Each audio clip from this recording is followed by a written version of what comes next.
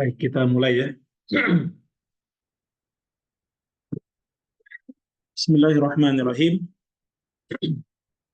Assalamualaikum warahmatullahi wabarakatuh. Waalaikumsalam warahmatullahi wabarakatuh. Wabarakatuh. Alhamdulillahirabbil alamin. Alhamdulillahilladzi arsala rasulahu bil huda wa dinil haq liyudhhirahu 'ala ad-dini kullih walau karihal musyrikun. Asyhadu an la ilaha illallah wahdahu la syarikalah wa asyhadu anna Muhammadan abduhu wa rasuluh. Allahumma shalli wa sallim wa barik ala nabiyyina al-karim wa ala alihi wa ashabihi wa man tabi'ahum bi ihsanin ila yaumiddin.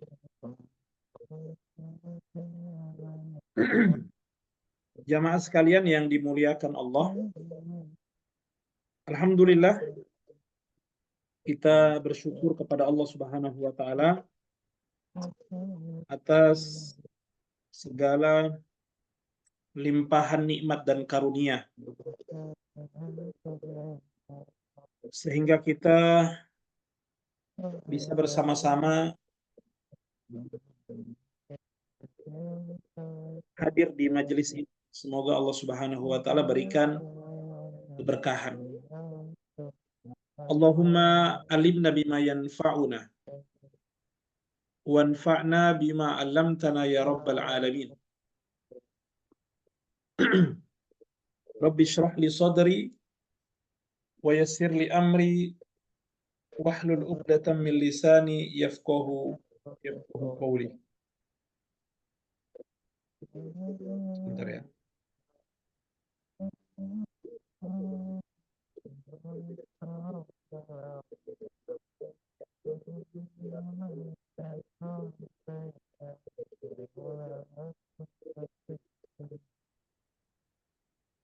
Ya. Baik Ibu-ibu sekalian yang dimuliakan Allah, kita akan melanjutkan pelajaran kita terkait sirah nabawiyah. Terkait apa? Sirah Nabawiyah.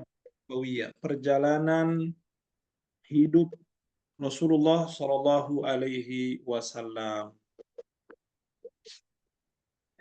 Baik.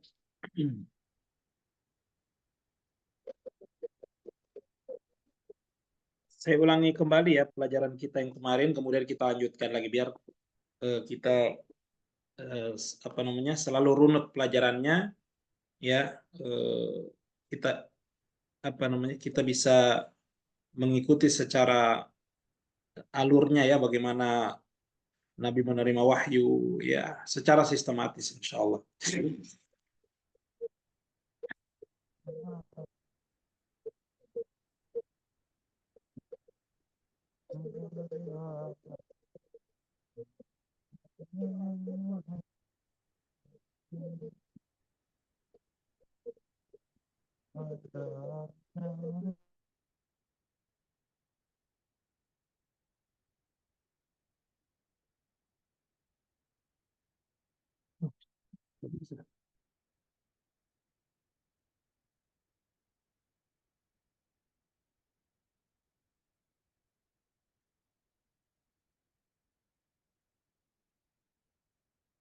Bentar ya.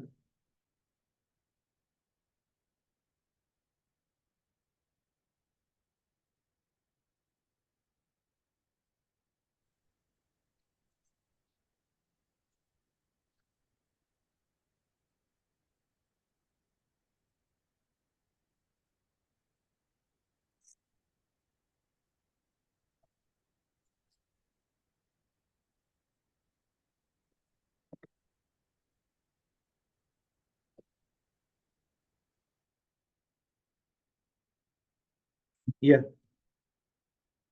Jadi perjalanan hidup Nabi Muhammad Shallallahu Alaihi Wasallam dibagi menjadi dua fase, ya, kehidupan Nabi Muhammad setelah beliau diangkat menjadi Rasul. Kita bagi dua fase, ya. Yang pertama ada yang disebut dengan fase Mekah, ya, fase Mekah. Kemudian fase yang kedua disebut dengan fase Madinah. Fase Mekah ini berlangsung selama 13 tahun. Ya, 13 tahun. Kemudian fase Madinah berlangsung selama 10 tahun. Jadi semuanya Nabi SAW menjalankan tugas kenabiannya itu selama 23 tahun. Maka Al-Quran, wahyu dari langit, itu turun kepada Nabi Muhammad SAW selama waktu itu juga. Ya, yang kita kenal dengan apa biasanya? Al-Quran, ayat-ayat itu turun secara berangsur-angsur. Ya, turun sesuai dengan kejadian yang terjadi, kemudian ada yang berkaitan dengan kejadian itu, kemudian turun lagi ayatnya sampai 23 tahun. Ya. Dan ini apa? Dan hikmahnya ayat-ayat itu turun secara berangsur-angsur, tidak sekaligus kepada Nabi Muhammad SAW. Kira-kira tujuannya apa, Bu? Berangsur-angsur. Salah satunya adalah untuk menguatkan hati Nabi Muhammad SAW. Ya, karena ayat Al-Quran itu kan sebagai tasliyah, sebagai penghibur bagi hati Nabi SAW. Ketika Nabi SAW lagi mendapatkan cobaan, ya, mendapatkan goncangan, maka turun lagi ayat menghibur Nabi sehingga semangat lagi, ya. Itu karena kasih sayang Allah Subhanahu wa taala kepada Rasulnya Shallallahu alaihi wasallam. Ya. Seperti itu. Ya. Baik. Kemudian di fase Mekah itu dibagi, ya, menjadi 3 lagi. Fase dakwahnya Nabi di Mekah itu dibagi menjadi 3. Ya, dibagi menjadi 3. Yang pertama apa? Dakwah secara sirriyah. Ya. Jadi Nabi sudah diperintahkan berdakwah tapi masih sirri. Masih secara door to door. Ya, secara sembunyi-sembunyi, belum mengumumkan. Ya. Dan itu berlangsung selama berapa tahun? Selama 3 tahun kurang lebih, ya. Berlangsung selama 3 tahun itu dakwanya Nabi secara sembunyi-sembunyi, ya, atau secara rahasia, ya, senyap. Kemudian yang kedua, tahapan dakwah secara jahriyah. Nabi mulai berdakwah, tapi kemudian jahar, tahu jahar, ya, sholat jahar. Ada namanya sholat sirri, sholat yang nggak ada suaranya, ya. Ya. Kemudian ada jahar, sholat yang dikeraskan suara, ya. Dalam bahasa Arab, dakwah jahriyah, dakwah secara terbuka, secara terang-terangan kepada penduduk Mekah, ya. Dan itu berlangsung kapan? Ya, berlangsung dari tahun keempat, berarti dari tahun keempat kenabian. Sampai kapan? Sampai Nabi SAW selama di Mekah, kemudian lanjut ke Madinah, ya, sampai beliau meninggal dunia, ya.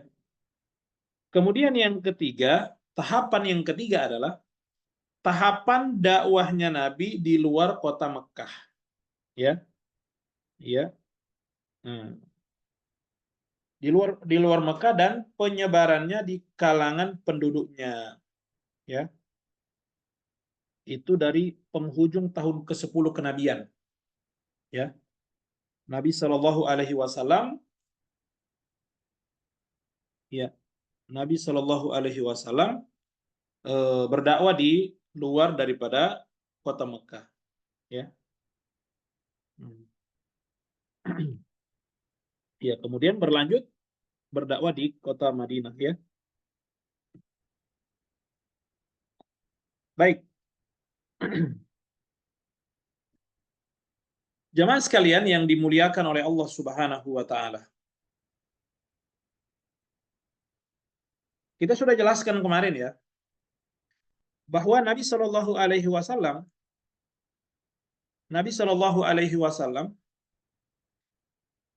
mulai beliau itu suka menyendiri. Suka menyendiri karena melihat eh, kejahatan di mana-mana, rusaknya moral, kejahilan, kemudian kebiadaban yang terjadi, ya, kemudian fanatisme kepada suku, ya, pertumpahan darah yang terjadi di bangsa Arab yang disaksikan oleh Nabi Muhammad Sallallahu Alaihi Wasallam. Sudah sampai pada puncak, ya, sudah sampai pada puncak kejahilan dan jauh daripada nilai-nilai kemanusiaan, nilai-nilai Islam, ya, sehingga Nabi SAW, ya, lebih suka menyendiri, ya, lebih suka menyendiri, dan beliau suka datang ke Gua Hiro, ya, datang ke Gua Hiro untuk menyendiri, memikirkan, ya, keadaan manusia, ya, seperti ada yang mengganjal dalam hati Nabi, ya, apa sebenarnya yang terjadi kepada masyarakat ini, karena masyarakat ini sudah mulai eh, kacau, kehidupan itu sudah mulai sudah mulai kacau, sudah mulai tidak teratur, ya, tidak teratur, menghalalkan segala cara dan seterusnya, ya. Sementara kita kenal di bangsa Arab itu kan tentu tidak semua orang-orang terkontaminasi dengan apa? Dengan kesyirikan-kesyirikan yang sudah beredar. Ada orang-orang yang masih dijaga oleh Allah di kota Mekah khususnya, orang-orang yang masih dengan fitrahnya, ya, masih dengan fitrahnya, kemudian masih menganut agama Nabi Ibrahim alaihissalam, mentauhidkan Allah Subhanahu wa taala. Tapi kebanyakan yang terjadi adalah kerusakan, bahkan kesyirikan terjadi terjadi di mana-mana, ya, sehingga itulah Nabi Shallallahu alaihi wasallam menenangkan dirinya, ya, dan puncaknya adalah pada bulan Ramadan, ya. Jadi selama 3 tahun itu beliau bolak-balik Gua Hiro, rumahnya kemudian ke Gua Hiro, ya, sampai pada puncaknya pada bulan Ramadan, ya, beliau Shallallahu alaihi wasallam menyaksikan itu sebagaimana yang kita kisahkan. Datang malaikat Jibril kepadanya. Datang malaikat Jibril kepadanya lalu mengatakan, "Iqra, bacalah." Ya, dia mengatakan, "Ma ana biqari." Aku tidak bisa membaca. Kemudian ditalkin oleh malaikat Jibril, ya. Lalu kemudian malaikat Jibril mengatakan, "Iqra bismi rabbikal ladzi khalaq, khalaqal insana min 'alaq, Iqra wa rabbukal akram." Ya. Alladzi 'allama bil qalam, 'allamal insana ma lam ya'lam. Ya,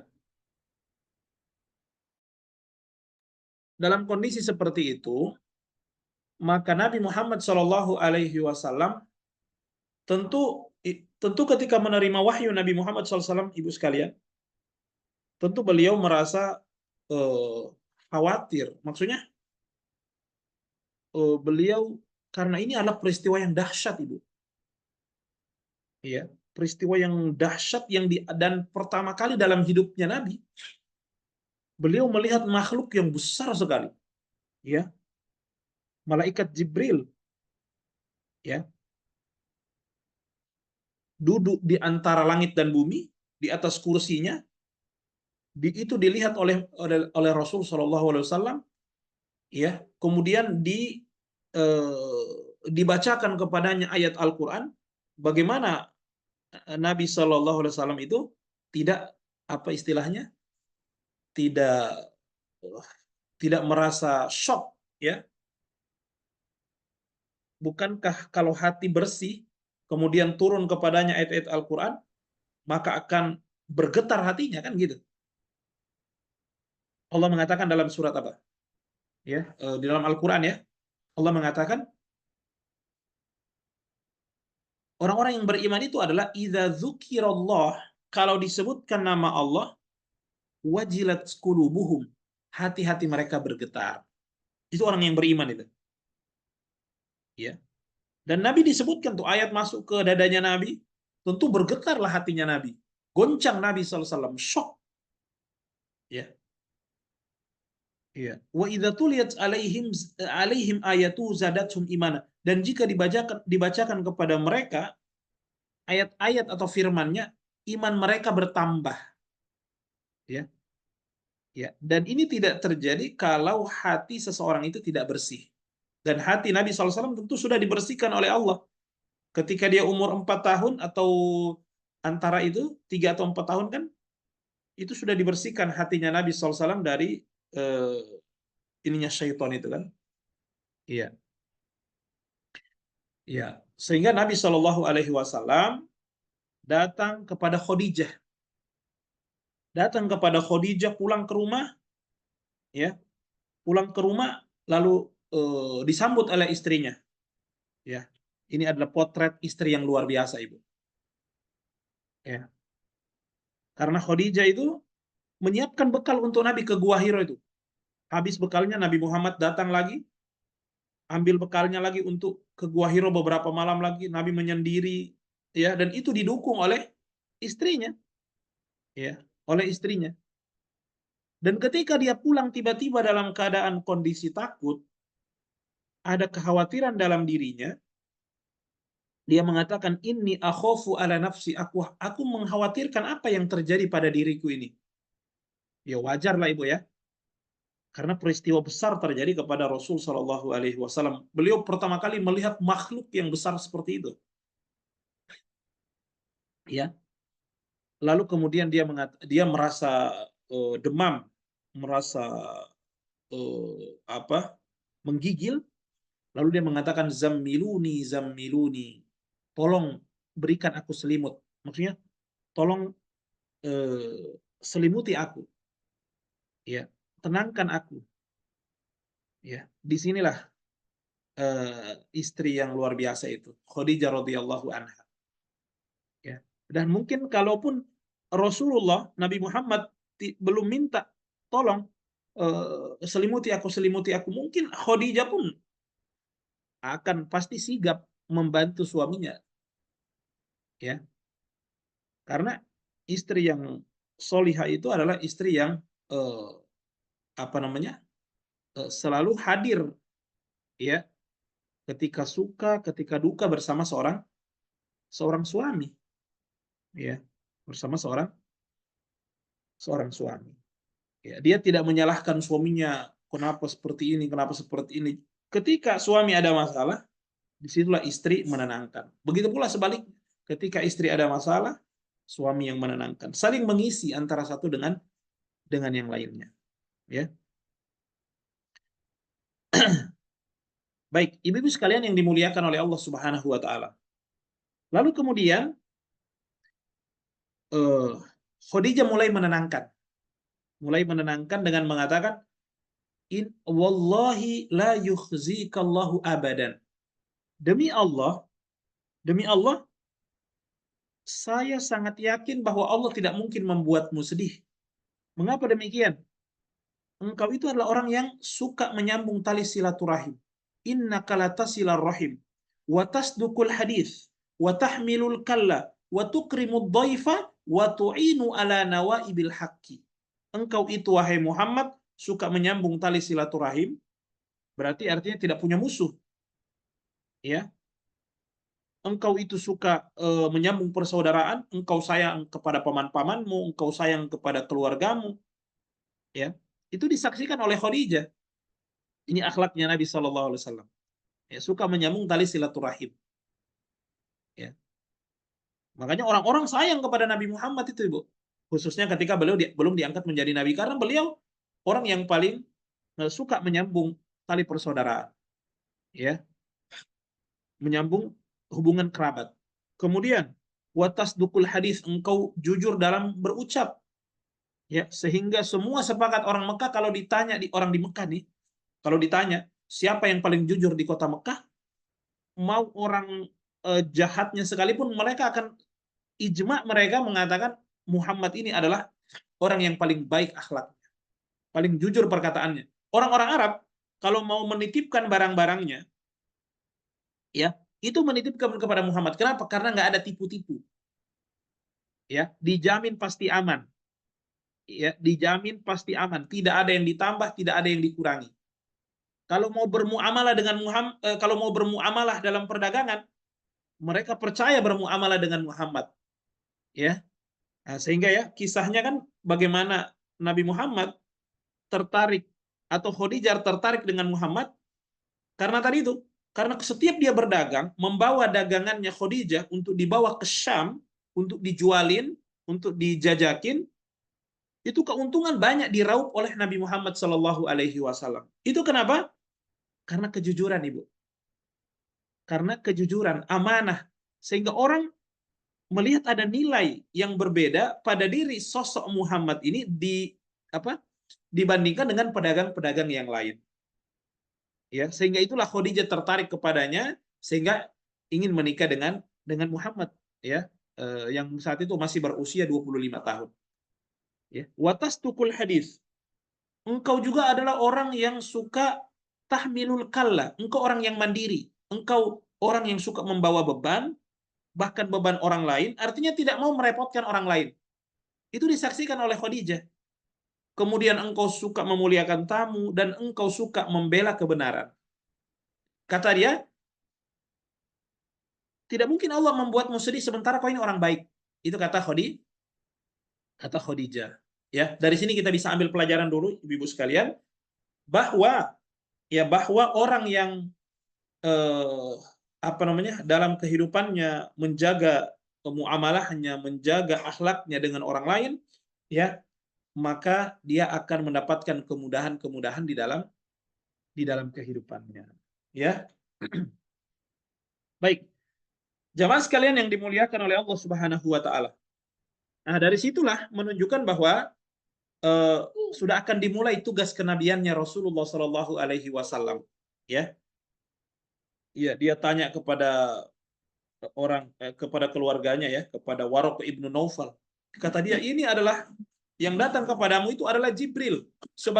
Sebagaimana dulu Nabi Musa datang kepadanya juga malaikat Jibril. Artinya apa?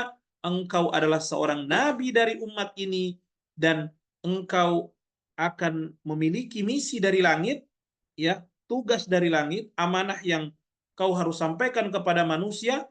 Dan ingat, kata Waraq ibnu Naufal kepada Muhammad, ya, bahwa kau pasti akan diusir dari kampungmu, ya. Dan karena tidaklah para nabi dan rasul itu kecuali apa? Kecuali mereka disakiti, mereka dibully, ya, dijegal, ya, dikhianati, ya, diusir, bahkan mau dibunuh, ya. Nah, itu semua sudah menjadi konsekuensi daripada daripada dakwah, ya. Karena para nabi semua berdakwah. Makanya Nabi mengatakan, asyaddun nasi balaan al-anbiya summal amsal fal amsal. Orang yang paling besar ujiannya, ya, adalah para nabi. Kemudian, ya,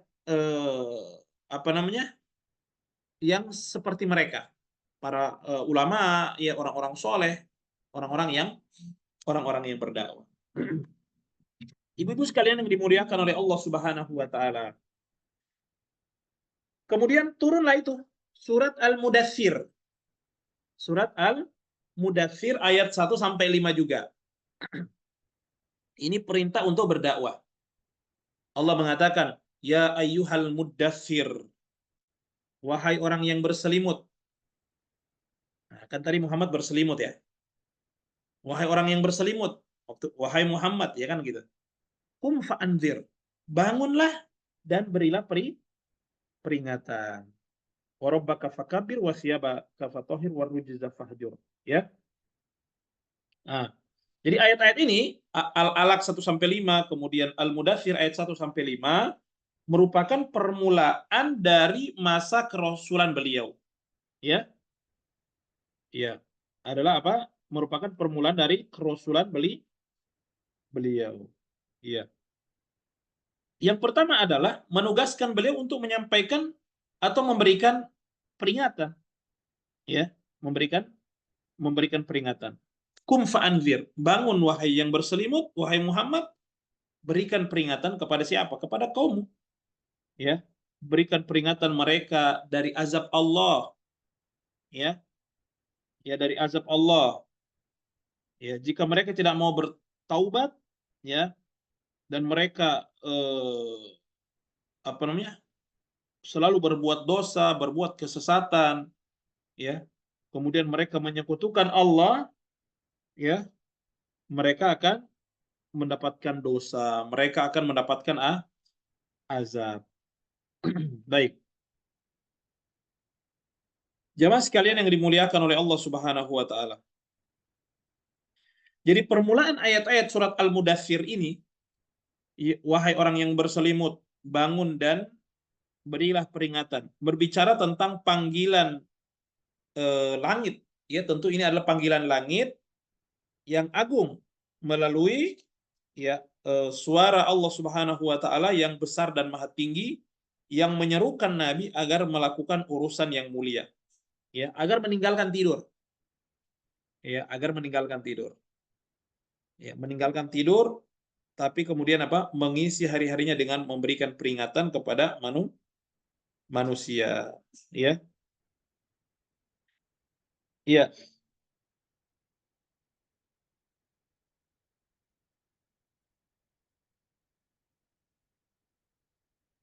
karena dakwah ini besar, ya. Dakwah ini sangat besar. Dakwah ini berat, ya.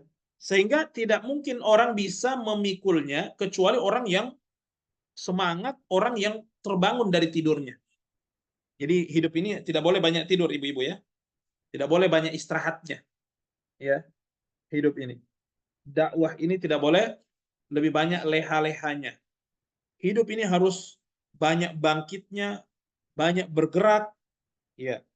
Kenapa? Karena pasti dakwah ini mengajak orang lain, memberikan peringatan kepada orang lain, tentu itu membutuhkan apa? Energi, ya. Dan ini adalah beban yang sangat besar. Bagaimana mungkin seseorang yang tidur, ya, seseorang yang tidur bisa, yang suka leha-leha, yang suka santai-santai, bisa membawa amanah yang besar ini, ya. Maka tidur itu adalah sebenarnya secukupnya saja.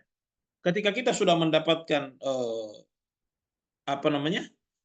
Untuk mengembalikan energi saja. Ketika kita sudah ambil istirahat kita beberapa jam, ya kemudian kita bangkit lagi. Ya, kita bekerja lagi, kita beraktivitas lagi. Ya. Apalagi dalam urusan dakwah. Ya, kita memang harus bangkit. Kita harus berletih-letih, ya. Dan apa namanya? Waktu tidur ya bisa diatur, ya. Bisa diatur. Ya, jemaah sekalian yang dimuliakan oleh Allah Subhanahu wa taala. Maka bangkitlah Rasul Shallallahu alaihi wasallam menyampaikan dakwah, ya. Dan terus melakukannya setelah datangnya perintah itu selama lebih dari 20 tahun tentunya ya. Nah, mulai dari perintah itu sampai kemudian lebih dari 23 tahun beliau eh, apa namanya? Beliau tidaklah ya dari sisi-sisi kehidupan Nabi SAW dari waktu-waktu yang beliau lewati kecuali diisi dengan memberikan peringatan kepada manusia, ya. Iya.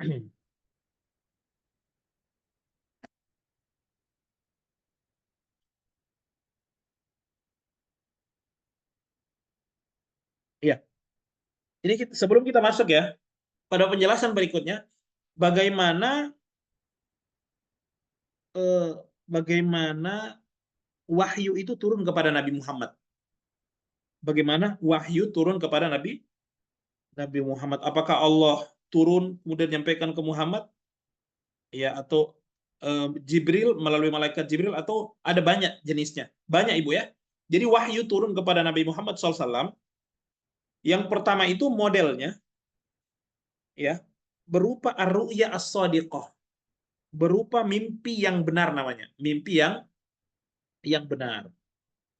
Nah, jadi beda. Kalau kita ini kan juga mimpi juga ini kita ini. Kadang mimpi ya. Tapi kalau kita mimpi, Ibu, beda dengan mimpinya Nabi. Kalau kita mimpi, ya bukan berarti itu perintah.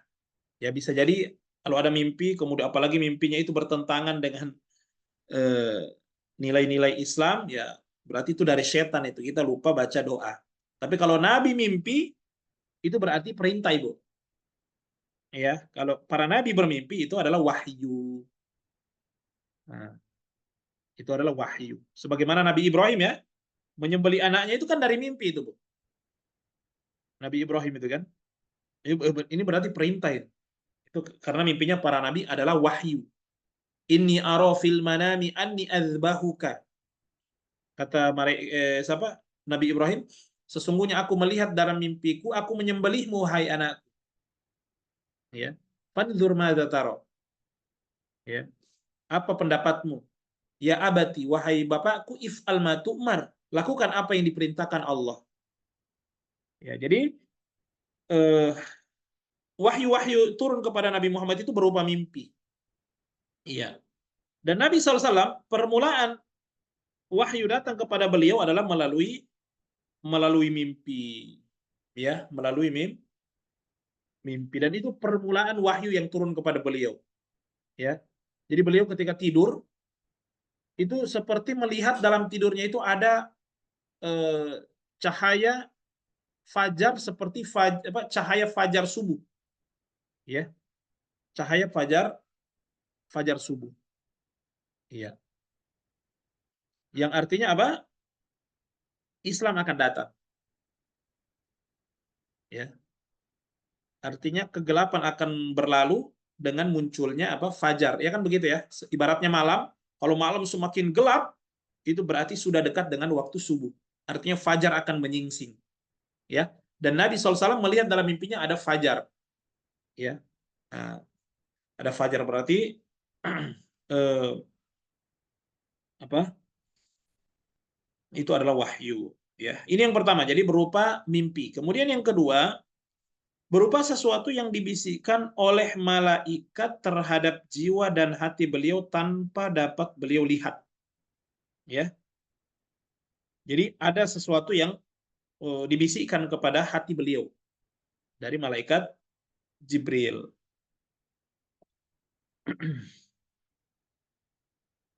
Kemudian yang ketiga, berupa malaikat yang berwujud seorang laki-laki. Jadi malaikat apa istilahnya ya? Malaikat ngobrol sama Nabi, tapi malaikat saat itu menjadi manusia. Apa istilahnya? Menampakkan diri menjadi manusia. Beberapa kali malaikat Jibril itu kan menampakkan sebagai manusia, ya. Ketika hadis Jibril itu kan yang mau mengajarkan apa itu Islam, apa itu iman, apa itu ihsan, itu kan malaikat Jibril datang. Sampai sahabat bertanya, ini siapa yang datang ini? Dia mengatakan itu adalah Jibril. Ya, dikiranya orang, sahabat mengira itu adalah manusia. Ya, ternyata setelah pergi Nabi mengatakan innahu Jibril atahu yu'allimukum dinakum. Dia adalah Jibril datang kepada kalian untuk mengajarkan agama kepada kalian. Jadi berwujud seorang laki-laki, kemudian berbicara dengan Nabi SAW sehingga dia memahami apa yang dia katakan. Ya. Kemudian yang keempat, Yang keempat, model wahyu datang kepada Nabi itu adalah berupa bunyi gemerincing lonceng yang datang kepada beliau. Jadi seperti ada suara lonceng, ya, kemudian diikuti dengan malaikat yang menyampaikan wahyu secara samar. Ya, jadi ada kayak bunyi lonceng, kemudian ada malaikat menyampaikan wahyu kepada beliau, lalu kemudian masuk ke dalam hatinya, ya berarti itu lagi turun wahyu, ya. Dan cara ini ibu ini yang paling berat kata apa yang kalau kita baca menurut para ulama jenis turunnya wahyu yang bunyi selonceng seperti itu yang paling berat ya yang dirasakan Nabi SAW sampai kalau terjadi itu kepada Nabi Muhammad itu kadang kening beliau itu berkerut dan bersimbah peluh ya dan apa namanya ya intinya beliau berkeringat walaupun cuacanya dingin itu karena berat sekali ya.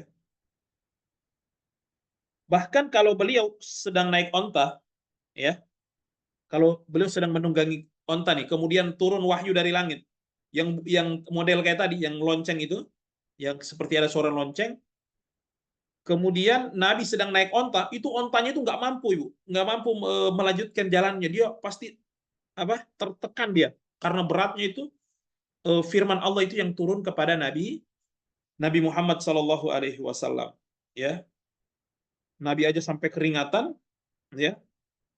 Pernah suatu ketika saya kurang tahu di mana kisahnya. Kalau tidak salah Nabi sedang bersama Abu Bakar, lalu kemudian kepalanya Rasul SAW ini berada di pahanya Abu Bakar. Lalu kemudian tiba-tiba Abu Bakar itu merasa berat sekali tuh, seperti ada batu yang besar menekan di pahanya Abu Bakar, ya, ya. Dan Abu Bakar tahu kalau ini wahyu lagi turun nih kepada Nabi Muhammad sehingga dia apa merasa kayak kayak ditekan ya ada sesuatu yang menekannya ya. Oh ya ini disebutkan saat itu paha beliau berada di atas paha Zaid bin Thabit. Oh ya jadi bukan jadi apa wahyu datang saat paha beliau berada di atas paha Zaid bin Thabit ya. Biasa ya saya para sahabat kadang menyuruh Nabi untuk selonjoran ya untuk kemudian mereka mengurusi Nabi ya lalu kemudian apa pahanya Zaid itu di bawah dan pahanya Nabi di atas ya sehingga Zaid merasakan beban demikian berat yang hampir saja membuatnya remuk ya karena turun wahyu kepada beliau ini model yang keempat ibu ya. Nah, model yang keempat jadi kemudian yang kelima malaikat dalam bentuk aslinya nah, menyampaikan wahyu kepada Muhammad malaikat menyampaikannya dalam model aslinya sebagaimana itu yang beliau lihat waktu di Gua Hiro itu kan. Di Gua Hiro itu bukan malaikat Jibril datang kemudian menjadi manusia. Tidak. Malaikat Jibril menampakkan wujud aslinya. Dia duduk dengan kursinya di antara langit dan bumi. Ya. Nah, kemudian malaikat Jibril menyampaikan wahyu apa pesan Allah dari langit. Ya. Nah, dan ini jadi Nabi itu pernah melihat malaikat Jibril, Ibu. Pernah melihat malaikat Jibril secara langsung. Ya. Itu model yang kelima. Jadi melihat langsung model malaikat Jibril menyampaikan wahyu. Model yang keenam, wahyu itu turun kepada Nabi berupa wahyu yang diwahyukan kepada beliau. Ya, maksudnya apa? Nabi diundang ke langit. Nabi diperjalankan ke langit untuk disampaikan wahyu, perintah misalnya tentang Isra Mi'raj itu kan tentang perintah sholat itu Nabi ke langit untuk mendapatkan wahyu. Ya. Itu model yang keenam. Jadi Nabi diperjalankan ke langit. Model yang ketujuh adalah berupa kalamullah, ucapan Allah kepada beliau tanpa perantaraan malaikat. Ya. Nah, tanpa perantaraan malaikat ini. Kalau tadi yang sebelum-sebelumnya itu melalui perantaraan malaikat, ya. Kalau yang ini itu Allah yang berbicara langsung kepada Nabi Muhammad sebagaimana dulu yang terjadi kepada Nabi Musa. Ya. Nah, makanya Nabi Musa juga dijuluki dengan kalimullah, manusia yang pernah berbicara langsung dengan Allah. Ya.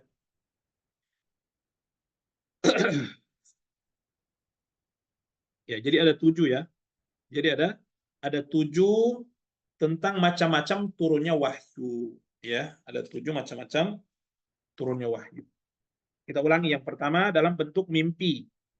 Ya. Jadi kalau Nabi mimpi itu berarti perintah. Itu berarti wahyu. Kemudian yang kedua, seperti ada sesuatu yang dibisikkan oleh malaikat kepada hati Nabi Muhammad. Kemudian yang ketiga apa? Malaikat berwujud seorang laki-laki. Iya kan? Ya. Nah, seperti apa contohnya? Itu hadis itu, Bu, hadis Jibril itu. Yang dikenal dengan hadis Jibril itu. Ketika Nabi Muhammad lagi duduk-duduk bersama sahabatnya, tiba-tiba datang seseorang, ya, seseorang yang tidak dikenali, berpakaian putih, tidak kelihatan jejak-jejak seorang musafir, ya, tidak ada debu di bajunya, lalu kemudian tiba-tiba duduk di hadapan Nabi, lalu tiba-tiba dialog dengan Nabi, ya, lalu bertanya apa itu Islam, lalu diajarkan apa itu Islam, apa itu iman, apa itu ihsan, lalu kemudian dia pergi hilang, ya, sahabat melihat itu orang itu. Kemudian Nabi tanya, tahu nggak kalian siapa yang datang tadi? Nah, kemudian sahabat bilang, Allah wa rasuluhu a'lam. Allah dan Rasulnya yang lebih tahu. Kata Nabi Muhammad, innahu Jibril. Yang datang tadi itu, manusia yang datang tadi itu Jibril itu. Atakum yu'allimukum dinakum. Dia datang untuk mengajarkan kepada kalian ilmu agama. Ya, kemudian yang keempat berupa bunyi gemerincing lonceng. Ya, jadi seperti ada suara lonceng. Bagaimana modelnya? Kita nggak tahu. Intinya hanya Nabi Muhammad yang tahu ya. Hanya Allah dan Rasulullah yang tahu bagaimana modelnya. Intinya ada suara lonceng dan tiba-tiba Nabi SAW keringatan, ya. Dan ini yang paling berat, ya. Walaupun cuacanya dingin, tapi kalau turun wahyu dalam bentuk seperti itu Nabi keringatan. Ya, kalau beliau lagi menunggang ontanya tiba-tiba langsung nggak mampu berjalan karena Al-Quran itu kan Allah bilang apa? Qaulan tsaqila. Al-Quran itu adalah perkataan yang berat, ya, perkataan yang berat. Ya, karena hatinya Nabi SAW bersih. Ya, nah kita tiap hari baca Quran, tiap hari dengar Quran, ya, kadang kita tidak ada efek ya sama sekali ya. Kadang biasa aja ada ayat Al-Quran. Nah, itu perlu kita evaluasi bagaimana dengan keimanan kita. Ya, bagaimana dengan keimanan kita. Karena orang kalau betul-betul beriman ketika dengar ayat Quran langsung bergetar hatinya, bertambah imannya. Kemudian yang kelima adalah malaikat dalam bentuk aslinya menyampaikan wahyu sebagaimana peristiwa di Gua Hiro.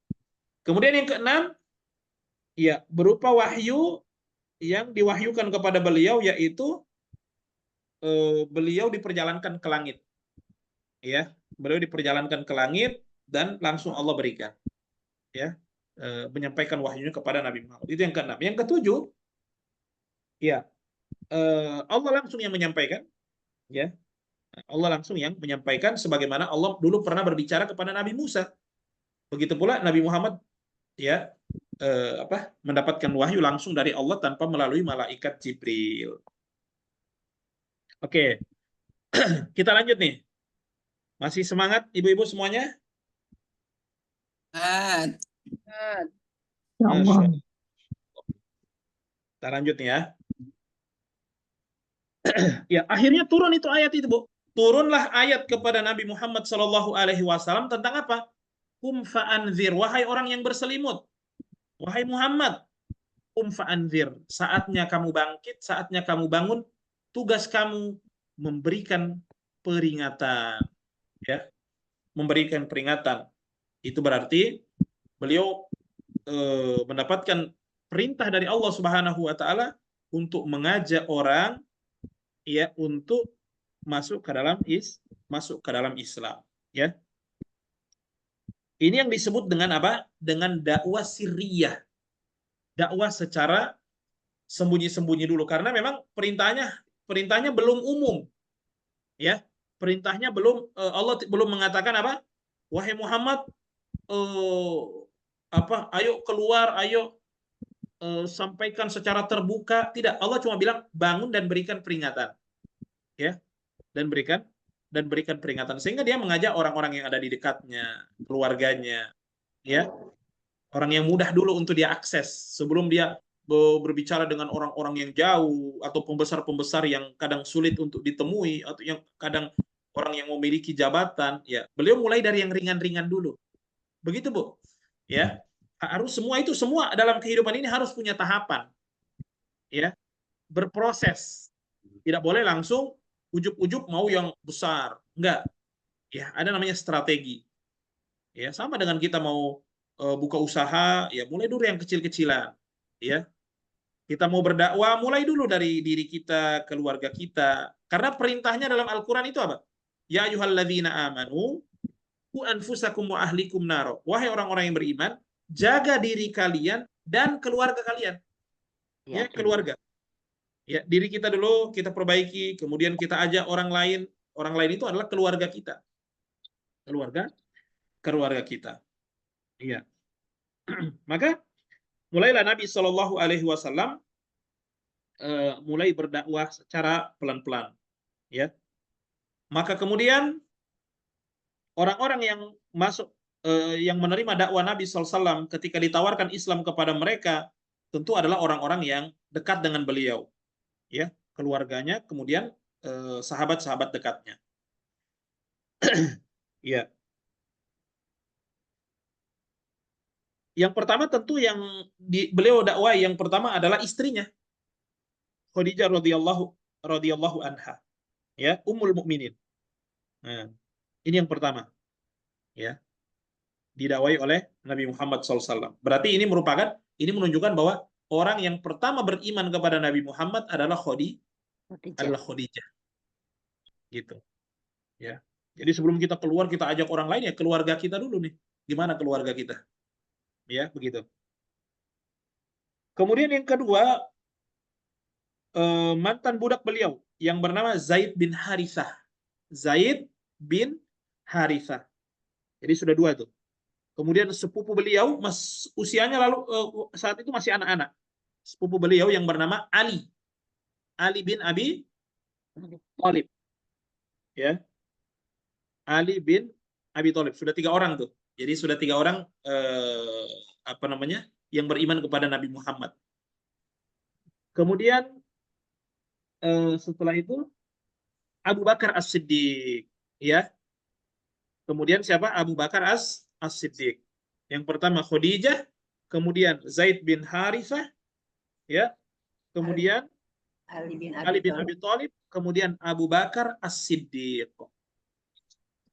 Abu Bakar As-Siddiq. Jadi 4 orang. Jadi sudah 4 orang yang beriman kepada Nabi Muhammad, ya, artinya yang masuk ke dalam Islam. Kemudian Abu Bakar juga mengajak lagi orang lain, ya, mengajak lagi orang lain untuk beriman kepada Nabi Muhammad. Maka masuk Islamlah berikutnya Utsman bin Affan. Kemudian Zubair bin Awam. Kemudian Abdurrahman bin Auf. Ini orang-orang luar biasa semua ini. Kemudian ini keluarga beliau semua ini. Kemudian Sa'ad bin Abi Waqqas. Kemudian Tolha bin Ubaidillah. Ya.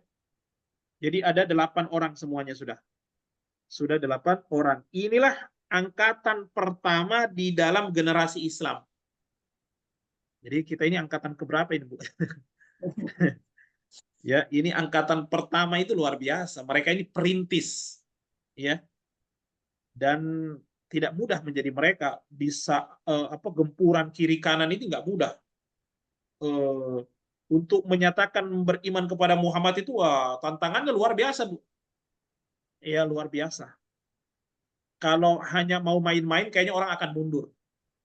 Kalau orang cinta kepada dunia, ya, kayaknya orang akan mundur. Ya, karena Apa yang bisa dikasih sama Muhammad kalau mereka beriman nih? Apa yang Muhammad bisa kasih? Bahkan justru mereka yang tumpah-tumpah darahnya. Ya, tapi ini luar biasa, Ibu. Ya, mereka siap dengan resikonya. Ya, siap. Pasti mereka tahu nih, pasti akan ada resiko nih kalau saya ikut dengan yang namanya Muhammad, karena ini nggak mudah. Mekah ini sudah ibaratnya dikuasai oleh orang pembesar-pembesar Quraisy yang ngeri, ya, yang mereka kalau marah itu nggak main-main. Ya, orang Arab kalau marah nggak main-main, apalagi orang Mekah ya, yang saat itu. Tapi mereka, ya, karena agama ini kan masuk akal, Bu. Islam ini kan masuk akal. Tanpa melihat mukjizat Nabi sekalipun, ya, kalau yang ditawarkan Nabi itu semua masuk akal sebenarnya. Justru inilah agama sebenarnya. Rahmat. Makanya seseorang itu kalau betul-betul dia kaji Islam dengan hatinya, bukan untuk mencari eh, mencari apa? Mencari kesalahan, bukan, tapi mungkin dia kaji untuk dia tawadu. Islam ini sebenarnya sesuai dengan eh, yang diinginkan oleh manusia sebenarnya. Kalau dulu para pengikut-pengikut nabi-nabi sebelumnya itu kadang beriman karena melihat mukjizat. Wih, kok bisa tongkat bisa membelah lautan? Kok bisa tongkat bisa memancarkan air dari batu ketika di ini? Ya, akhirnya mereka beriman. Tapi umatnya Nabi Muhammad SAW, ya, apa namanya, adalah mereka menerima karena ini agama yang sebenarnya sesuai dengan akal sehat manusia. Ya, baik Ibu.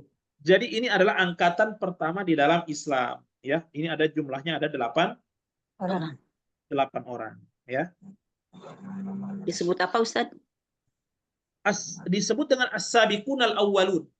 As-sadiqun al-awwalun. As-sabiquna al-awwalun. Orang-orang pertama Islam.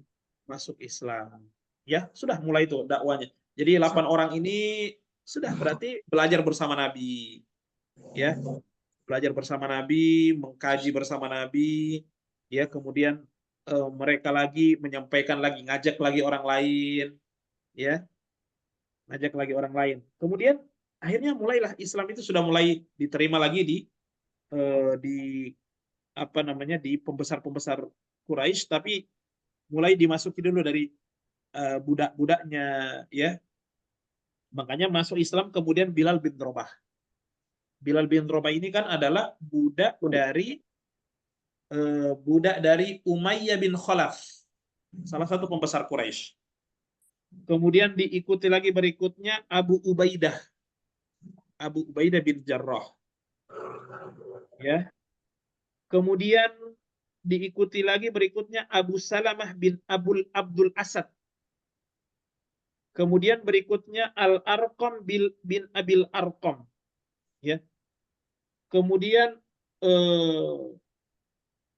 Utsman bin Maz'um, ya, dan kedua saudaranya.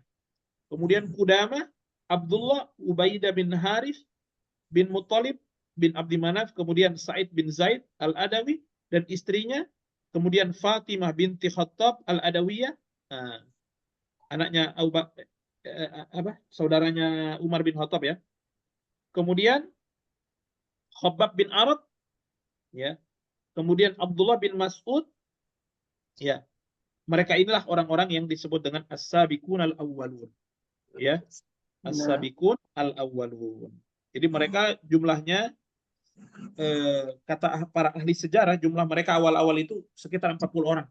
Ya, sekitar 40 orang, ya. Atau mungkin kurang dari itu. Ya, intinya kurang lebih seperti itulah, ya. Ibnu Ishaq berkata, kemudian banyak orang yang masuk Islam secara berbondong-bondong. Ya. Baik laki-laki maupun wanitanya, sampai akhirnya tersiarlah gaung Islam di sekitar Mekah, ya, dan mulai jadi bahan perbincangan banyak orang. Ya, sudah mulai jadi perbincangan banyak orang.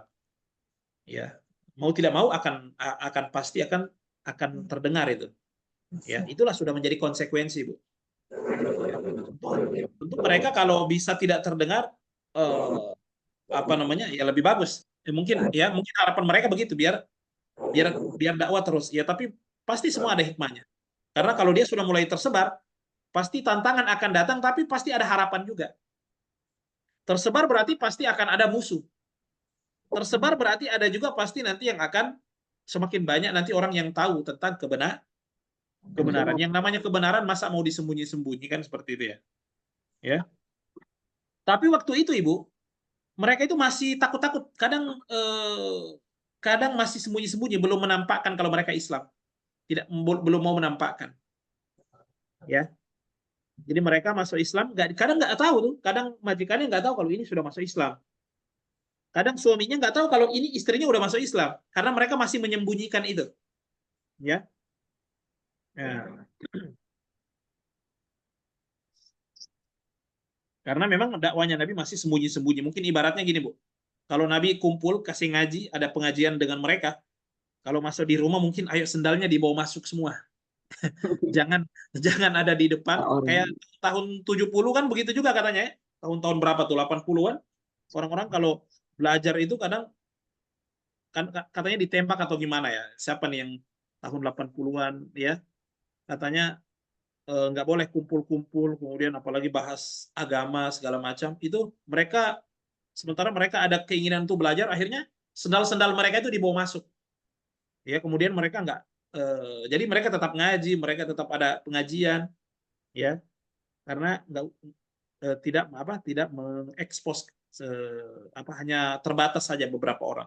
Nah, itu juga yang dilakukan oleh Nabi bersama sahabat-sahabatnya. Nabi masih sembunyi-sembunyi. Jadi ibaratnya kalau kumpul di rumah jangan berisik, ya sendalnya dimasukin biar nggak ditahu kita lagi kumpul-kumpul di sini. Ya. Ya, sementara wahyu dari langit itu turun terus. Ya. Turun terus dan surat Al-Mudaththir itu sebagai awal tadi ya, bahwa disuruh untuk berdakwah. Ya. Nah, ini luar biasanya, Bu. Bedanya umatnya Nabi Muhammad dengan umat-umat terdahulu.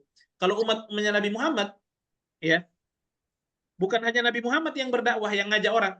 Jadi yang lain kalau sudah didakwahi sudah tenang-tenang aja.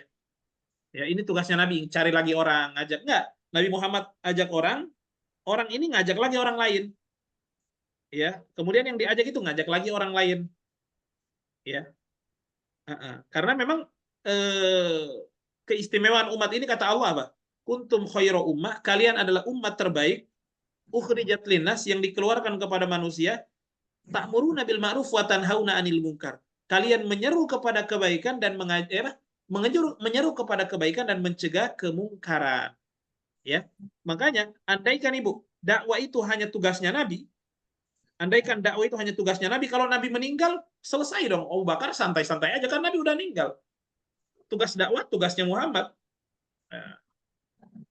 Umar juga ngomong kayak gitu, Umar bin Khattab. Ya Nabi udah meninggal, berarti sudah selesai dakwah. Tapi tidak Ibu, kenapa kita hari ini di Banten bisa masuk Islam ke sana? Hari ini kenapa di Palembang bisa masuk Islam ke sana? Itu berarti umat ini sadar bahwa dakwah ini adalah tugas kita bersama. Bukan hanya tugasnya Nabi Muhammad. Karena andaikan hanya tugasnya Nabi Muhammad, nggak mungkin Islam ini sampai ke kita di Jakarta, sampai di Surabaya, sampai di mana-mana, itu melalui angin yang berhembus dari Arab ke sini, tiba-tiba, itu udah Islam aja nih. Atau mungkin melalui air yang dari air apa itu? Sungai Nil, kemudian tembus ke sungai-sungai kita, ya, kemudian ke laut, kemudian tembus ke keran air kita. Kalau kita buka keran, hidayah muncul di situ. Atau ada burung terbang dari Madinah, ada burung terbang dari Mekah, ya, kemudian datang ke ini membawakan hidayah, tiba-tiba pasti enggak. Kalau kita harapkan seperti itu, pasti Islam ini nggak akan sampai ke kita ke ujung dunia. Ya. Makanya Nabi Muhammad SAW dibantu oleh sahabatnya. Abu Bakar diajak, Abu Bakar lagi ngajak orang. Makanya Bilal bin Rabah itu ajakannya siapa? Ajakannya Abu Bakar As-Siddiq. Abu Bakar As-Siddiq. Ya. Sehingga itu pelan-pelan mulai banyak yang ini ya, banyak yang mengajak. Baik.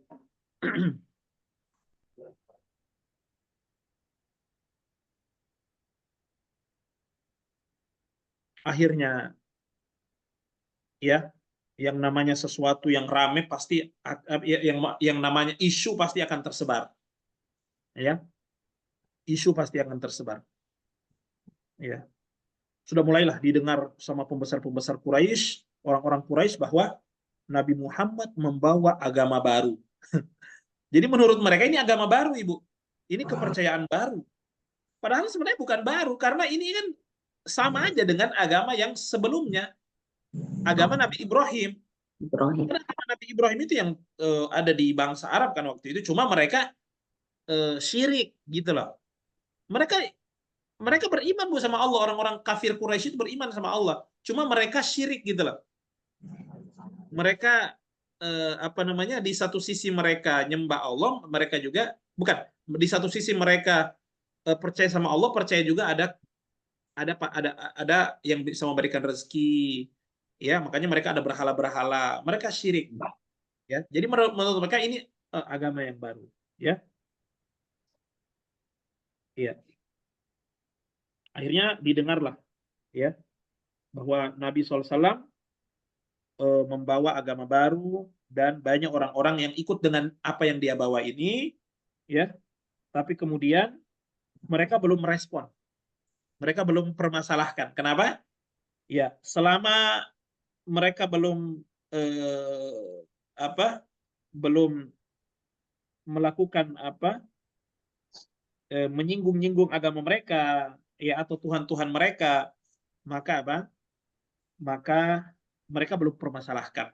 Ya, mereka belum permasalahkan. Akhirnya 1 tahun berlalu, 2 tahun berlalu, semakin banyak tuh. Ada beberapa orang mulai masuk Islam. Kemudian 3 tahun berlalu. Ya. Jadi dakwah Nabi secara individu, secara sembunyi-sembunyi sudah mulai didengarkan.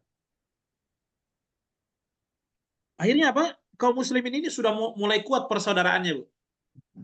Sudah mulai kuat persaudaraannya, sudah mulai kompak, sudah mulai solid, ya. Sudah mulai ta'awun tuh, saling tolong menolong dalam beberapa urusan, ya. Ya, dan ini memang sifatnya orang yang beriman begitu, Bu, harus saling bahu membahu. Karena kapan kita sendiri-sendirian, ya, kapan kita sendirian pasti akan lemah. Ya, makanya kenapa Allah Subhanahu wa taala menyuruh kita untuk ukhuwah Islamiyah. Allah telah mempersaudarakan kita. Karena di situ sumber kekuatan kita, Ibu. Kapan kita tertipai? Kapan kita sudah mulai sendiri-sendiri? Pasti hilang kekuatan di tengah-tengah kaum muslimin. Ya. Pasti hilang kekuatan di tengah-tengah kaum muslimin. Makanya Allah persaudarakan kita. Ya, innamal mu'minuna ikhwah. Orang yang beriman itu bersaudara. Justru ini saudara yang sesungguhnya ini yang ini. Ya. Yakni persaudaraan karena imannya sama. Itu persaudaraan sesungguhnya. Karena bahkan lebih kuat daripada persaudaraan yang satu rahim. Ya. Persaudaraan satu rahim mungkin sama-sama, nasabnya sama, sama-sama dari rahim yang sama.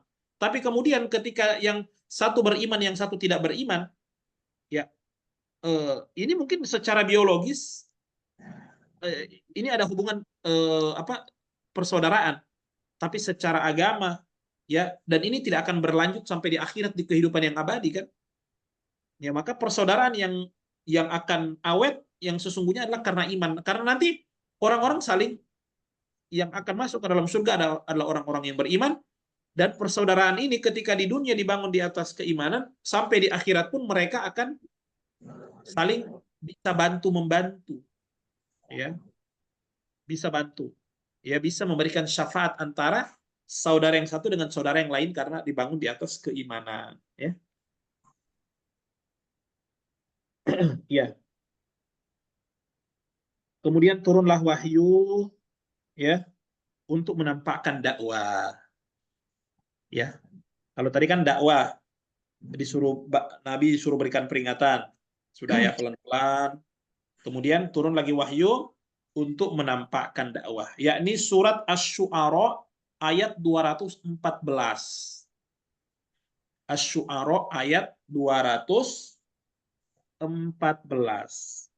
Allah mengatakan wa anzir ashirataka al-aqrabin, dan berikan peringatan kepada keluargamu yang terdekat, ya, kepada keluargamu yang terdekat.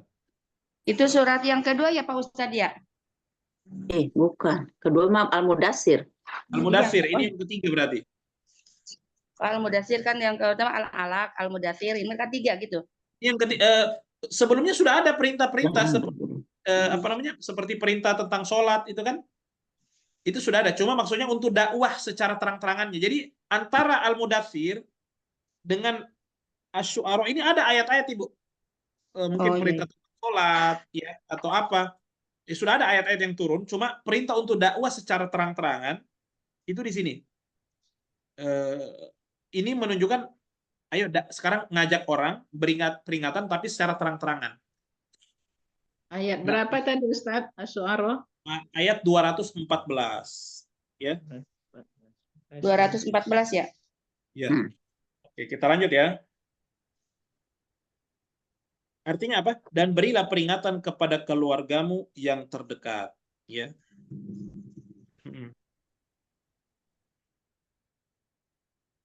Ya, akhirnya mulailah Nabi SAW berdakwah di kalangan kaum kerabatnya. Ya, di kalangan kaum kerabatnya. Kerabatnya Nabi itu kan ya pembesar-pembesar Quraisy. Ya, yang jadi di Arab itu, Bu, suku yang paling top itu adalah Quraisy. Nabi dari suku Quraisy. Ya. Suku Quraisy. Dari suku Quraisy keluar kan, dari suku Quraisy itu kan banyak lagi suku-sukunya. Suku yang paling top dari suku Quraisy adalah Bani Hashim, dan Nabi Muhammad dari Bani Hashim. Jadi memang Nabi Muhammad ini, Bu, selain beliau memang dari segala aspek beliau sempurna, dari keturunan beliau juga keturunan yang sempurna. Ya. Darah biru ya Ustaz. Ya, darah biru. Memang Allah sudah siapkan, Allah sudah pilih. Ya, dari nasab yang luar biasa. Ya. Bani Hashim ya. Bani Hashim ini. Sudah, akhirnya ketika turun ayat itu, Ibu, ketika turun ayat itu, Rasul mengundang para sahabat, para kerabat terdekatnya dari Bani Hashim. Mereka pun datang. Ya. Mereka pun datang. Karena Nabi di sini berarti umurnya sudah sekitar 43 tahun dong. Berarti Nabi sudah dianggap orang tua. Ya kan, kalau dulu kan masih anak-anak tuh. Sekarang Nabi sudah umur 43 atau umur 45 tahun. Berarti sudah dianggap di Quraisy juga beliau salah satu pembesar juga. Artinya dari sisi umur senior, dan ketika berbicara biasanya kan beda itu kalau anak muda dengan orang tua ya. Artinya sudah mulai dianggap dituakan lah. Paham Ibu ya? Ya. Ya, sudah. Akhirnya diundang sama Nabi orang-orang terdekat beliau. Mereka pun datang memenuhi undangan, ya. Undangan. Kemudian mereka ini jumlahnya sekitar 45 orang laki-laki. Ya.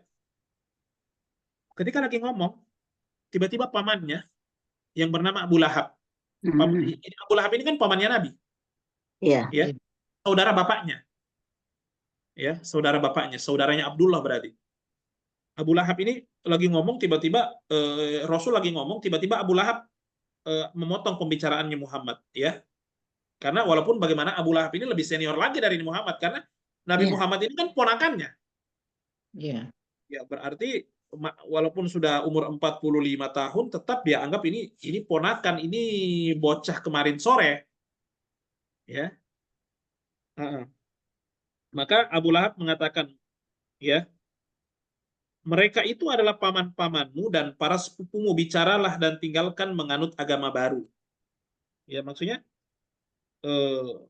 tinggalkan itu ngomong-ngomong tentang agama baru. Mereka ini paman kamu, lebih senior, lebih duluan lahir dari kamu kan gitu. Ya, harusnya nggak usah bawa-bawa yang kamu dapat sekarang. Ya, hargai mereka. Ini orang tua kamu juga. Ketahuilah bahwa kaummu tidak akan mampu melawan seluruh bangsa Arab. Katanya gitu. Ya, wahai Muhammad, nggak usah ngomong bahas yang lain aja. Ya, bahas yang kalau ini kan sensitif ini. Kalau kamu ngomong agama baru, Islam, ya, yang sangat 180 derajat berbeda dengan kepercayaan nenek moyang kami, ya, ini sensitif.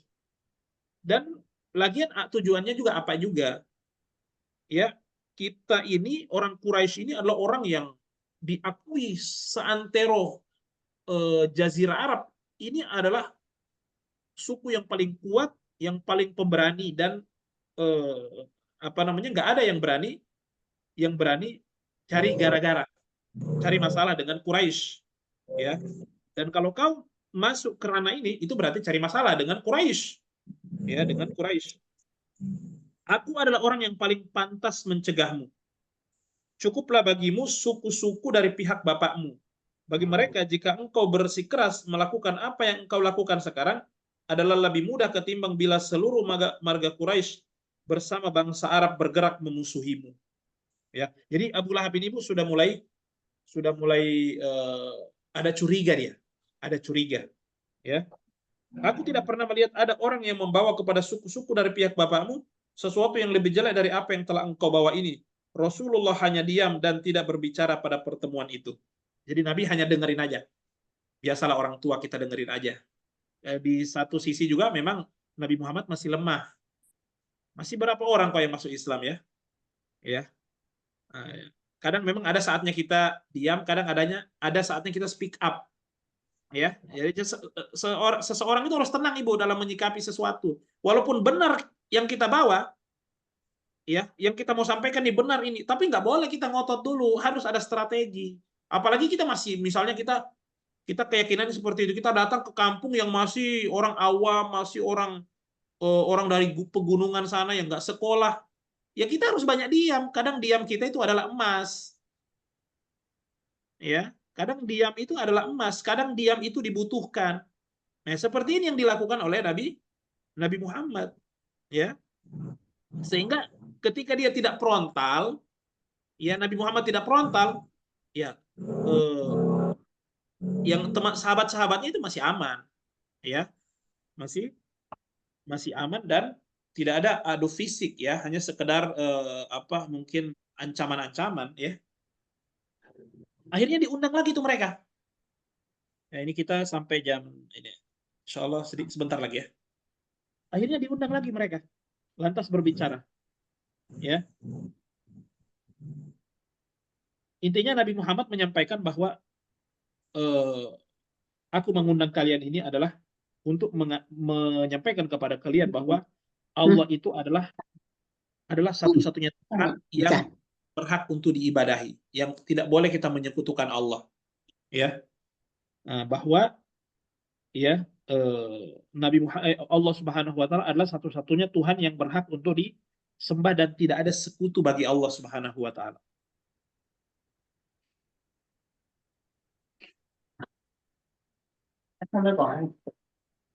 Oke. Kemudian Abu Thalib,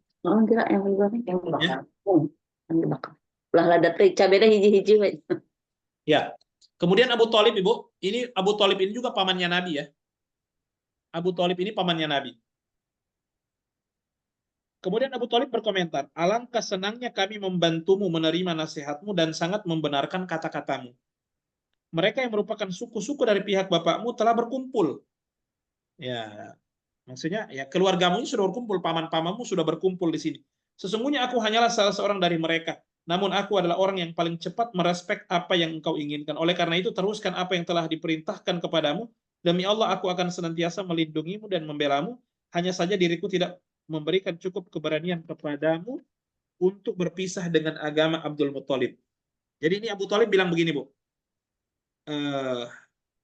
Abu Thalib bilang kepada Nabi Muhammad, ya. Ya. Saya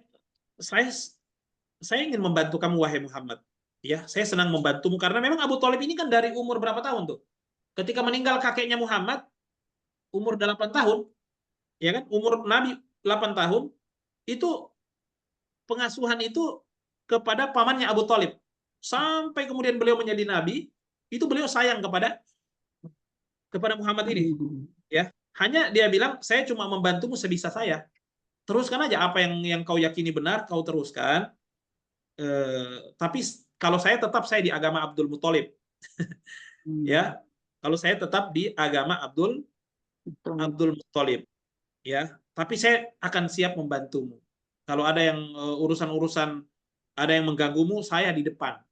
Ini, jadi Masya Allah Ibu ya. Jadi kadang Allah menolong agamanya itu melalui orang-orang kafir. Seperti Abu Thalib ini kan.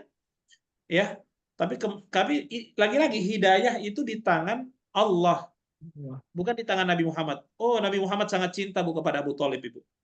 Ya, makanya di akhir hayatnya Abu Thalib itu Tidak diajak masuk oleh Islam. diajak oleh Rasulullah masuk Islam. Tapi Ya, wahai pamanku, katakan satu kalimat aja aku mohon kepadamu. Ya, Qul la ilaha illallah kalimatun uhajju bika indallah. Katakan la ilaha illallah, kalimat yang kalau kau ucapkan saya akan menjadi hujah saya di hadapan Allah bahwa engkau beriman. Katakan la ilaha illallah. Ternyata sampai akhir hayatnya Abu Thalib tidak. dia meninggal di atas agama nenek moyangnya, agama Abdul Muthalib. Ya. Intinya seperti itu. Abu Thalib perannya ya sangat begitu luar biasa kepada ponakannya ini, yakni Muhammad, ya. Tapi kemudian dia bilang, tapi kalau urusan ini saya nggak ikut-ikutan. Tapi kalau ada yang mencoba mengganggumu, saya di depan. Dan nggak ada yang berani sama Abu Thalib, Ibu. Abu Thalib itu orang yang pengganti daripada bapaknya Abdul Muthalib. Ya, kakeknya itu kan kalau masih ada itu sangat ditakuti. Sekarang penggantinya siapa? Abu Thalib. Makanya waktu Abu Thalib masih hidup, nggak ada yang berani ganggu Muhammad. Walaupun dia berdakwah, nggak ada yang berani ganggu. Tapi kapan Abu Thalib sudah meninggal, wah di situ udah mulai mereka berani mengganggu Nabi dengan fisik, ya, menyakiti Nabi Shallallahu Alaihi Wasallam. Ya, di sini makin marah itu Abu Lahab, Ibu. Abu Lahab bilang apa? Demi Allah. Mungkin Ibu heran, loh kok orang kafir bersumpah demi Allah, Ustaz? Ya, jadi orang Arab itu mereka bilang demi Allah, demi Allah. Jadi orang kafir Quraisy itu mereka yakin bahwa Allah ini ya itu yang pencipta langit dan bumi. Makanya mereka kalau bersumpah demi Allah. Cuma mereka syirik, Ibu. Mereka itu syirik. Syirik itu menjadikan Allah itu ada tandingan. Tuhan. Menyekutukan Allah gitu loh. Menyekutukan Allah. Nah, itu kan kesyirikan, dosa yang paling besar. Jadi dia bilang apa? Abu Lahab bilang apa? Demi Allah, ini benar-benar merupakan aib yang besar. Ayo cegahlah dia sebelum orang lain yang turun tangan mencegahnya. Abu Thalib menjawab, demi Allah, sungguh selama kami masih hidup, kami akan membelanya. Ya, jadi kendor lagi tuh. Siapa Abu Lahab. Ya, seperti itu. Itulah kisahnya Nabi Muhammad Sallallahu Alaihi Wasallam. Ya, berarti Nabi Muhammad Sallallahu Alaihi Wasallam semakin yakin bahwa dia akan dibela oleh pamannya Abu Thalib. Abu Thalib. Bedakan Bu, Abdul Muthalib itu kakek, Abdul Muthalib itu kakek. Kalau Abu Thalib pamannya. Abu Thalib ini nanti yang punya anak itu Bu, Ali bin Abi Thalib. Oh, sepupu Rasul berarti. Sepupunya Nabi itu. Sekaligus nanti jadi menantunya kan. Jadi menantunya. Karena dia menikah dengan Az-Zahra ya. Jadi gitu Bu, sahabat-sahabat Nabi dulu itu saling besanan. Iya, Abu Bakar menikah dengan anaknya Rasulullah menikah dengan anaknya Abu Bakar. Iya kan? Aisyah. Ya? Iya. Nah, anaknya Abu Bakar kemudian anaknya Umar dinikahi oleh Nabi. Anaknya Nabi dinikahi oleh Utsman, 2 lagi yang dia nikahi. Ya, meninggal Ruqayyah, dia nikahi Ummu Kulsum. Kemudian anaknya Nabi lagi yang bernama Fatimah dinikahi oleh Ali bin Abi Thalib. Ali bin Abi sepupunya. Ya. Nah, gitu. Jadi Ibu kalau punya teman baik, ada ada satu kelompok pengajian, ya, dia punya anak, udah ya nikahin ya sama-sama dengan kelompok ngajinya gitu. Dulu Nabi dan sahabat saling besanan, Ibu. Ya, karena udah tahu tuh, mereka punya misi yang besar, ya. Mereka tahu ini bagaimana, mereka tahu orang tuanya bagaimana pendidikannya, bagaimana sifat anaknya, mereka tahu. Ya, oke. Nanti kita sampai ke sana. Ya, mulailah Nabi SAW merasa ada yang membelanya, ya. Setelah Nabi merasa yakin dengan janji pamannya Abu Thalib yang akan melindunginya dalam tugas menyampaikan wahyu, ya, suatu hari beliau Nabi Muhammad berdiri di atas bukit Sofa. Nah, kalau kita umroh ya, ada rangkaian namanya sa'i antara bukit Sofa dan Marwah ya. Iya, Nah, nggak terlalu tinggi itu bukitnya Bu ya, enggak. nggak terlalu tinggi kalau kita ya kan. Nah, jadi Nabi naik tuh di situ Bu. Itu kan kalau dulu kan masih terbuka ya, masih di alam terbuka. Kalau Iya, sekarang kan sudah di di lingkungan di dalam gedung, sudah di dalam gedung masjid. ya. Udah ber-AC lagi, ada lampu hijau itu kan menuju ke sana kan. Nah, Ya. Nabi naik di situ tuh, Bu, bukit Sofa itu, Sofa, Marwah, ya. Sofa. Maka Nabi SAW berdiri di atas bukit Sofa, ya. Dan orang kalau sudah berdiri di situ, Ibu, itu kelihatan itu suara itu akan jauh dia, akan jauh ini keluarnya ya, sampainya dulu kan belum ada toa ya. Nah, Nabi naik ke situ, dia mau ngumpulin orang-orang Quraisy. Dia bilang apa? Ya Sobaha. Ya, ini seruan untuk menarik orang biar berkumpul. Jadi ya Sobaha. Itu terdengar sampai ke rumah-rumah orang. Wih, ada panggilan nih. Dan ini panggilan penting ini biasanya kalau ada panggilan ya Sobaha. Ya. Nah, biasanya ini adalah panggilan untuk berperang biasanya. Dan orang Arab itu Bu suka perang Ibu. Makanya Nabi nanti kalau perang bersama orang-orang Arab itu seru Bu. Oh seru. Mereka itu Nabi kalau berperang dengan Arab, dengan Quraisy itu seru. Beda dengan perang dengan orang Yahudi. Kalau orang Yahudi kan perangnya apa Bu? Oh lari, kemudian masuk di benteng-benteng, kemudian manahin dari belakang tuh. Mereka nggak mau hadap-hadapan tuh. Kemudian setelah itu dikepung sama Nabi, mereka ujung-ujungnya nyerah. Itu begitu orang Yahudi itu kalau apa? Kalau mereka berperang itu nggak seru. Kalau peperangan yang seru itu dengan orang Arab. Itu ada duel dulu, kemudian pedang dengan pedang, kemudian saling serbu, ya. Nah, intinya apa? Yang saya mau sampaikan apa? Orang Arab semangat banget datang tuh menuju kepada sumber suara. Kata Nabi, ya Sobaha, ya Sobaha. Oh, kumpul semua orang. Ya, lalu berkumpul orang-orang Quraisy. Wah, udah penuh itu, Bu. Udah rame, ada laki-lakinya, ada perempuannya, kumpul semua di situ. Kemudian Nabi mengajak mereka untuk bertauhid kepada Allah, ya. Nah, ya intinya kemudian mereka enggak. Sebelum itu dia mengatakan seperti ini. Nabi bilang begini, Bu. Jadi dia enggak langsung bilang ini, saya adalah Rasulullah. Orang enggak langsung percaya dong. Dia melakukan apa ya? Dia apa namanya? Dia tarik dulu perhatian, ya. Sudah kumpul semua orang, dia bilang begini.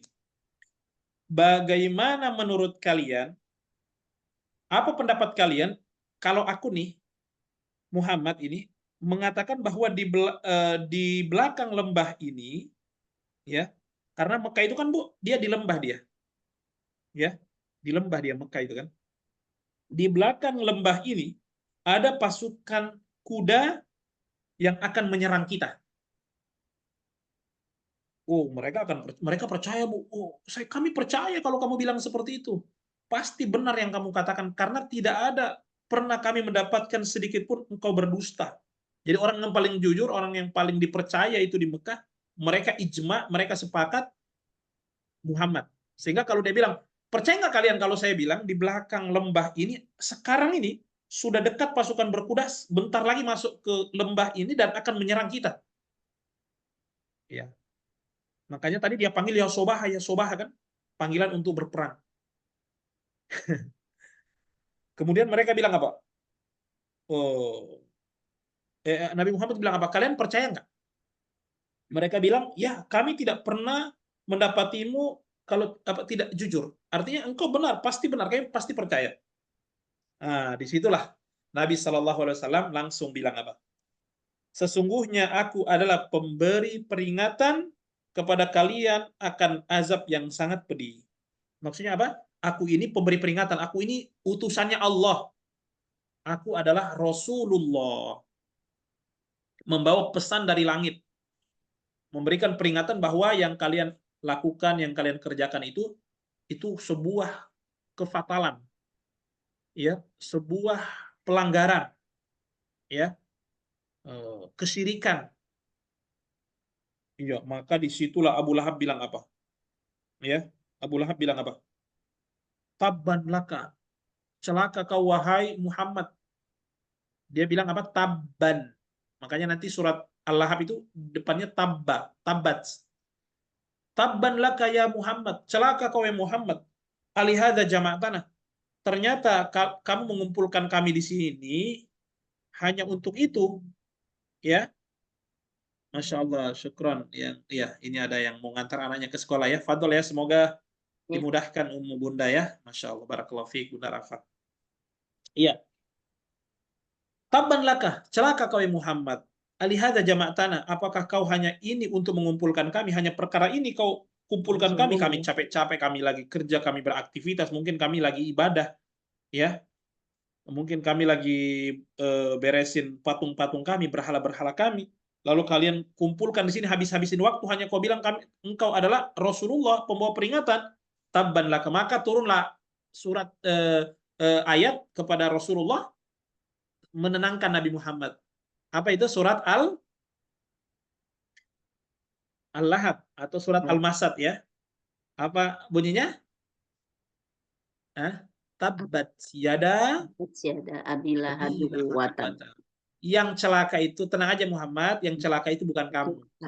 Yang justru yang celaka itu adalah Abu Lahab. Ya. Tabbat yada Abi Lahab wa tab. Ya.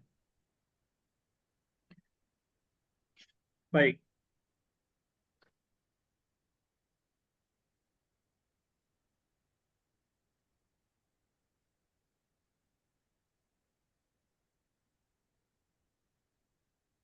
Ya, jadi itu dakwah ya, Ibu ya. Dakwah masih kepada keluarganya dulu. Ya, masih kepada dia mulai dari keluarganya dan sudah mulai kelihatan perlawanan, sudah mulai kelihatan mereka menentang dakwahnya Nabi Muhammad Sallallahu Alaihi Wasallam.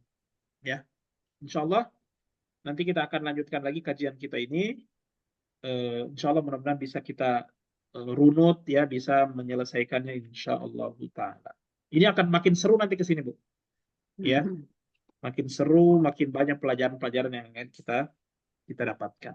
Ya.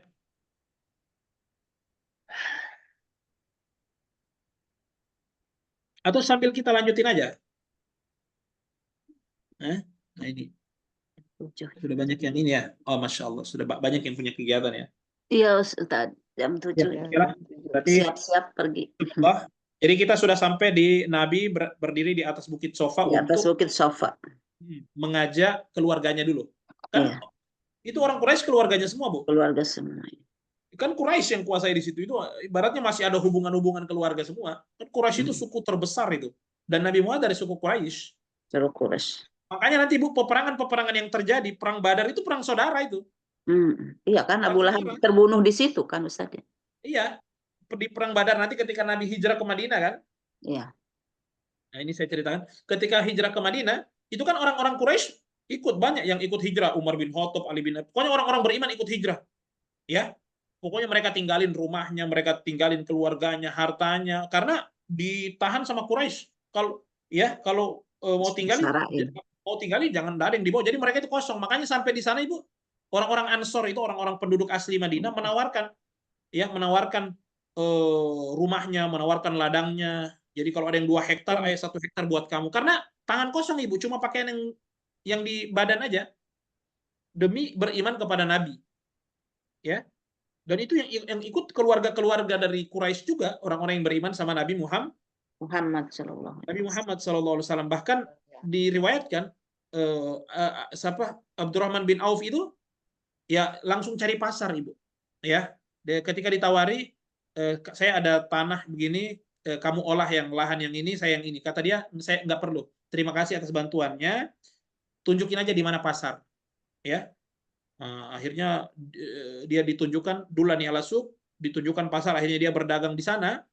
Lalu kemudian Masya Allah, Abdurrahman bin Auf termasuk orang yang terkaya ya setelah Utsman bin Affan ya, karena itu tadi dari usaha beliau ya dan Masya Allah ya.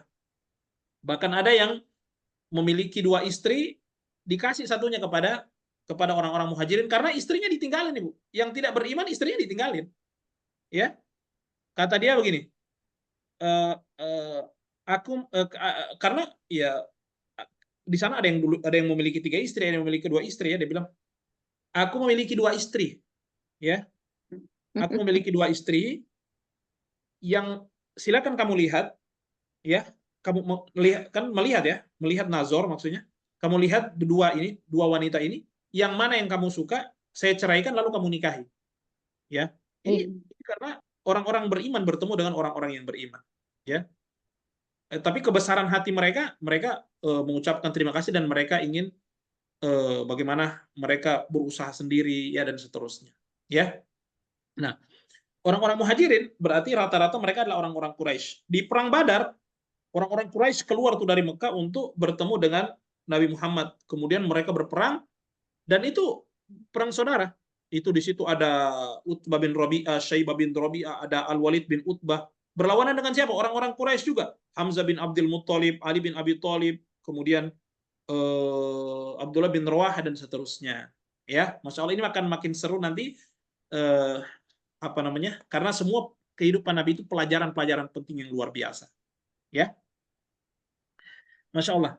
Demikian dulu Ibu. Jadi pertemuan kita ini sudah sampai pada dakwahnya Nabi kepada keluarganya. Kepada keluarganya. Nah, ketika Di beliau atas berdiri bukit Safa. Nah, lalu kemudian nanti beliau sudah mulai berdakwah secara terang-terangan. Ya, barakallahu fikum ya. Insyaallah kita jumpa lagi pekan depan. Pekan depan kita jumpa lagi. Seru nggak Bu bahas Sirah Nabawiyah? Iya, jadi serasa terbayang gitu tuh perjalanan. Serasa ada di saat itu melihat. Iya, Masya Allah, Masya Allah. Nanti kita akan lihat di situ bagaimana angkatan as-sabiqun al-awwalun ini kan. Ya. Iya.